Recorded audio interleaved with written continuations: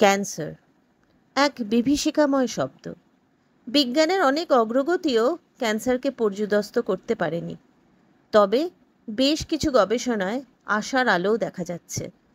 যদি আপনাকে বলা হয় ক্যান্সারকে হারানো যাবে আমাদের দেহের ফ্যাট দিয়ে, না কেমোথেরাপি না রেডিয়েশন, শুধুমাত্র চর্বি দিয়ে ক্যান্সারকে না খাইয়ে মারা যাবে, শুনে অবাক হচ্ছেন? হ্যাঁ, অবাক হবারই কথা। আজ আমরা এমন একজনের বৈজ্ঞানিক আবিষ্কারের কথা জানব যা ভবিষ্যতে ক্যান্সার চিকিৎসার ধরনই বদলে দিতে পারে। গত শতাব্দীর শুরুর দিকে এক জার্মান বিজ্ঞানী অটো হাইনরিশ ওয়ারবার্গ একটি প্রশ্নের উত্তর খুঁজছিলেন: ক্যান্সার কোষ এত দ্রুত বাড়ে কেন? তার পরীক্ষায় দেখা গেল ক্যান্সার কোষ স্বাভাবিক কোষের চেয়ে অনেক বেশি গ্লুকোজ খায়। তার এই আবিষ্কার বিখ্যাত হয় ওয়ারবার্গ এফেক্ট নামে, যেখানে ক্যান্সার কোষ গ্লুকোজকে শুধু গ্লাইকোলিসিস করে ল্যাকটিক অ্যাসিডে পরিণত করে, অথচ শক্তি উৎপাদনে যায় না। অর্থাৎ ক্যান্সার কোষ খুব অদক্ষ, কিন্তু অদম্যভাবে ক্ষুধার্ত। ওয়ারবার্গ এফেক্টের এই ফিলোসফি কাজে লাগিয়েই ক্যান্সার এখন সুনির্দিষ্টভাবে চিহ্নিত করা সম্ভব হচ্ছে।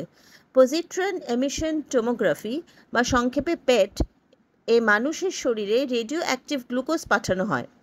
যেখানে ক্যান্সার কোষ থাকে সেখানে বেশি পরিমাণ গ্লুকোজ খরচ হয়, তাই বেশি রেডিও অ্যাক্টিভ এমিশন হয় এবং সেখান থেকে গামা রশ্মি বেরিয়ে আসে।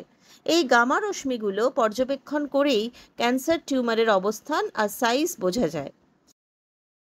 এই আবিষ্কারের পর বহু মানুষ ভাবলেন, যদি গ্লুকোজ ক্যান্সারের খাবার হয় তাহলে সুগার বা চিনি বাদ দিলে কি ক্যান্সার কোষ মারা যাবে?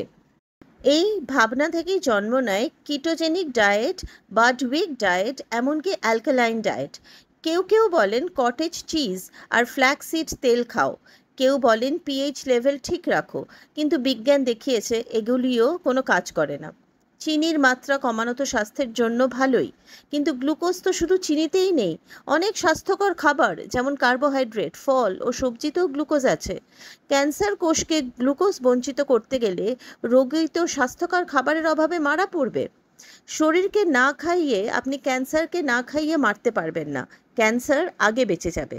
বিজ্ঞানীরা নিরন্তর গবেষণা চালাচ্ছেন কিভাবে ক্যান্সার কোষকে গ্লুকোজ খাওয়া থেকে বিরত করা যায় সেই নিয়ে।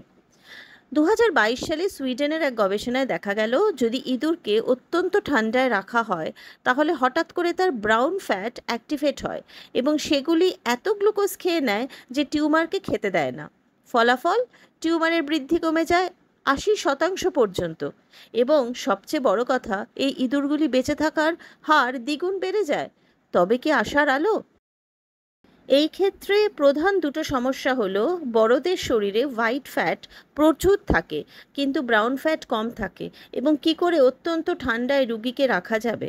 শিশুরা জন্মের সময় প্রচুর পরিমাণে ব্রাউন ফ্যাট নিয়ে জন্মায়, কারণ তারা নিজেরা কাঁপতে পারে না, তাই শরীর গরম রাখার জন্য এই ফ্যাট কাজে লাগে। বয়স বাড়ার সঙ্গে সঙ্গে শরীরের তাপ নিয়ন্ত্রণের ক্ষমতা বাড়ে, যেমন কাঁপা, গরম কাপড় পরা, তখন ব্রাউন ফ্যাটের প্রয়োজন কমে যায়। ফলে বয়স বাড়লে ব্রাউন ফ্যাট ধীরে ধীরে কমে যায়। মোটা মানুষদের ব্রাউন ফ্যাট আরও বেশি কমে যায়। University of California San Francisco UCSF এর গবেষকরা একটি ভিন্ন পথ ধরলেন।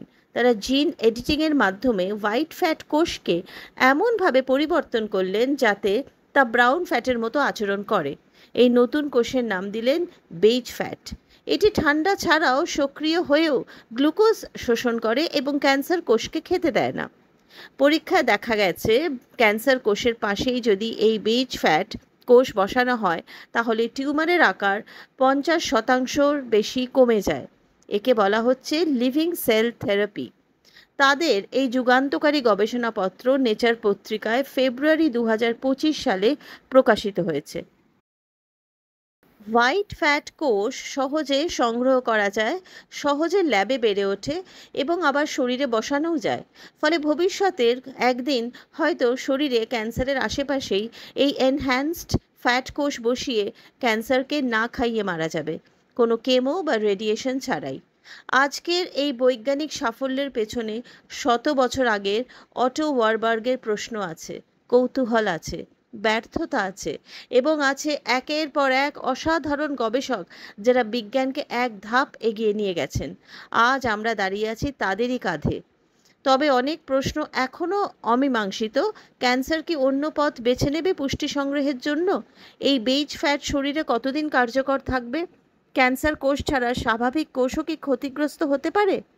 রোগীদের কার্যকারিতা কি ভিন্ন হতে পারে? ইত্যাদি ইত্যাদি।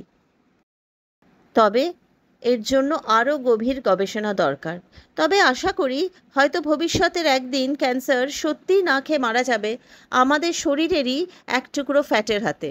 আপনার যদি এই গল্প ভালো লেগে থাকে, যদি আপনি বিশ্বাস করেন বিজ্ঞানের জয় একদিন ক্যান্সারকে হারাবে, তাহলে ভিডিওটি শেয়ার করুন, চ্যানেলটি সাবস্ক্রাইব করুন, কমেন্ট লিখুন আপনি এই গবেষণা নিয়ে কী ভাবেন। আরও বিজ্ঞানভিত্তিক গল্প নিয়ে আবার ফিরব। ধন্যবাদ দেখার জন্য।